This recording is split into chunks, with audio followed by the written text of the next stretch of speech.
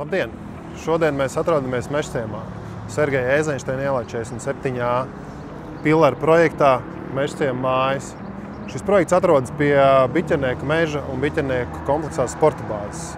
Nāciet, es jums pastāstīšu, kādēļ izvēlēties dzīvot tieši šeit.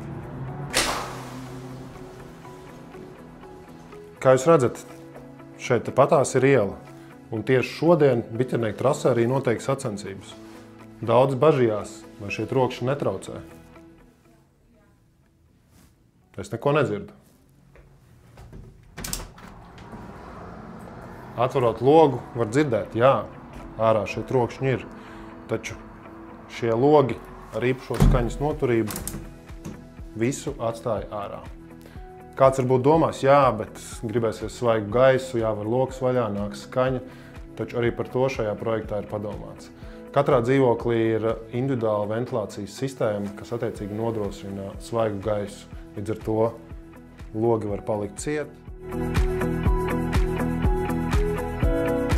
Principā mēs vispār skatījāmies pilaru projektus dažādus, jā, un šeit jau gatavs variants, kur var apskatīt, cik labi ir uzbūvēt ēka dzīvokli, kādi ir apdares varianti. Un no pilariem mēs skatījāmies visus variantus, kuri tagad viņam ir, tas 3.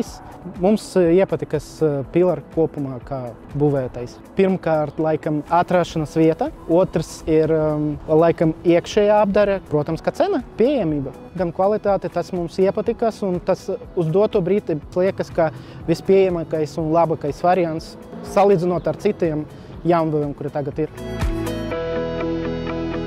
Manuprāt, Mežciems ir tāda ļoti labs viduspunkts starp pilsētas centru, kur ir viss pieejams, bet trūkst tā zaļuma.